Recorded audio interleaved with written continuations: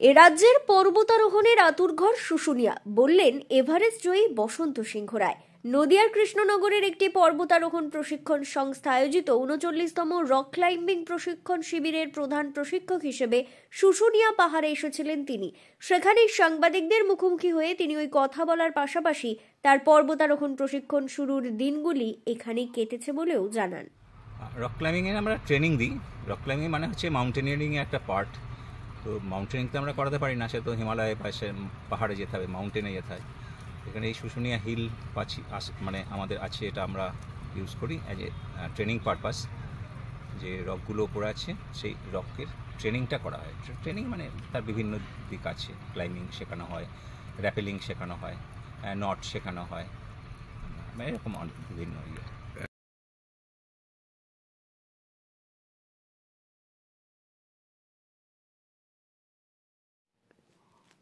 কৃষ্ণনগরের মাউন্টেনিয়ার অ্যাসোসিয়েশনের তরফে জানানো হয়েছে, এবার এই প্রশিক্ষণ শিবিরে ৪২ জন শিক্ষার্থী যোগ দিয়েছেন। এছাড়াও প্রশিক্ষক সহ অন্যান্য বিভাগে রয়েছেন আরও ২৭ জন। ৪ দিনের এই শিবিরে পাহাড়ে চড়া, গ্রাপলিং, হুকিং সহ নট তৈরির প্রশিক্ষণ চলছে বলেও জানানো হয়েছে।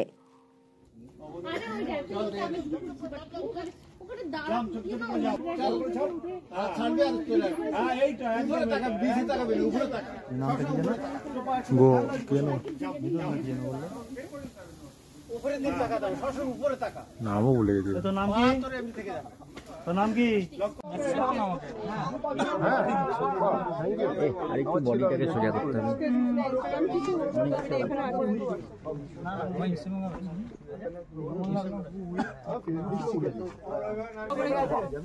জাম কর। আরে यार এই চাপটা আমি মজা পেয়েছি দাদা। সরকারি এই আপনি কি আমাদের এই পাটা এখানে দাও, কোনো সাউন্ড দিও না। আচ্ছা স্যার তো ধরো পাটাকে এখানে দাও, ওই পাশে এটা তো। হ্যাঁ দাঁড়াও, মাথা লাগবে, দেখো দেখি মাথা বলেছি এই সাইড দিয়ে দাও, কোনো কথা। আচ্ছা ভিডিও করলাম। চলো হ্যাঁ চলো। আচ্ছা নাম চলো ভালো গুড পাশারে খাওয়া হবে। গুড দারুন দারুন। মাথায় একটু ক্যালকুলেশন করো না, মাথা দারুন।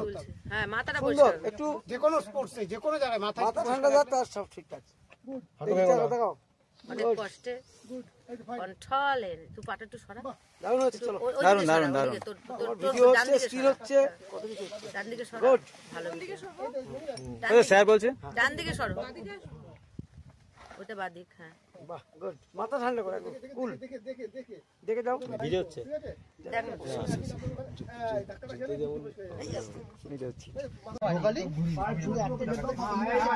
তবে বর্তমান সময়ে শুশুনিয়া পাহাড় আগের চেয়ে অনেকখানি সুন্দর হয়েছে। প্লাস্টিকের ব্যবহার কমেছে, বেড়েছে গাছগাছালির সংখ্যা, উন্নত হয়েছে যাতায়াত ব্যবস্থা, যা যথেষ্ট ইতিবাচক বলেই মনে করছেন বলে জানিয়েছেন এভারেস্ট জয়ী বসন্ত সিংহ রায়। মানে আমিও এখানে ১৯৮৭ সালে রক ক্লাইম্বিং করেছি।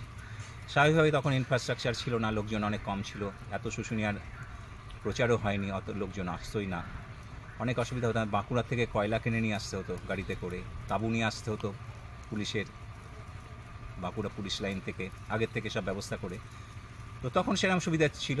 ছাতনার থেকে অনেক সময় আমরা হেঁটে এখানে আসতাম, যেহেতু প্র্যাকটিস করতে এসেছি, ৫-৭ জনা প্র্যাকটিস করতে এসেছি, আর কোনো কনভেন্স ছিল না। এখন তো অনেক সুবিধা, এখন ইলেকট্রিক। আর তার থেকে বড় কথা, কোলেদের এই বাংলোটা বাস ভালো রেনোভেশন করেছে, আউট হাউসটা ইয়েতে, ওদের বাংলোটাও অনেক পুরনো, এটা আমরা পাই। এখানে ঝুড়ু দত্ত আছে, সেই আমি যখন কোর্স করেছি তারও অনেক আগের থেকে ও এখানে ওর দোকান আছে, এই পাহাড়ের এই গ্রামেরইও বাসিন্দা, আমাদের প্রচুর সাহায্য করে, জাস্ট ফোনে বলে দিলেই হলো। মানে এখন অসুবিধা কিচ্ছু নেই, সব পুরোটাই সুবিধা। আমার মনে হয় না যা আছে ঠিকই আছে, যেটা করেছে সরকারের থেকেই বলবো, সে পঞ্চায়েতই করুক যাই করুক। এখানে যে ডিজে বাজতো, বা আমরা সাধারণত শীতকালেই করি, ডিসেম্বর জানুয়ারি ফেব্রুয়ারি, ডিজে বাজানো বা চারিদিকে থার্মোকল ফেলে রাখা, মুরগি কেটে ফেলে রাখা, তার সঙ্গে আরও অ্যালকোহল বা এইসব যেসব ব্যাপারগুলো থাকতো, মানে আনহেলদি। টুরিস্টরা আসছে, অবশ্যই আসবে, কিন্তু তারা যদি একটা প্রপার মেনে চলে তাহলে সবারই ভালো। আমরা যখন কোর্স করতাম মাঝে মাঝে দেখতাম যে তারস্বরে গান চলছে মাইকে, সেইগুলো বন্ধ হয়েছে। প্রচুর গাছ লাগিয়েছে এখানে, প্রচুর গাছ লাগিয়েছে। এটা যে কী ভালো হয়েছে, আমরা এত খুশি। সে পঞ্চায়েতের থেকে করুক, লোকাল লোকেরাই করুক, যারাই করুক, এই যে গাছ বেড়েছে তার মানে পশু পাখিও বেড়েছে, পাখি অনেক পাচ্ছি। হ্যাঁ, আমরা মানে খুশি অবশ্যই এই মানে ইয়েতে। না, এখন অনেক কমে গিয়েছে। আমরা যারা পাহাড়ে এগুলো, আমরা তো এগুলো শেখাই, আমরা তো প্রকৃতি ভালোবাসি বলে এখানে এসেছি। পাহাড়ে যাই মানে সেই প্রকৃতিকে ভালোবেসেই যাই, তো আমরা শেখাই যেন কোনোভাবে আমরা নিজেরা নোংরা না করি। তো সেটা অনেকটা কমেছে, তাও আমরা তো সচেতন নই সবাই, কিছু নোংরা তো। ব্যুরো রিপোর্ট, দক্ষিণ বাঁকুড়া দর্পণ, শুশুনিয়া।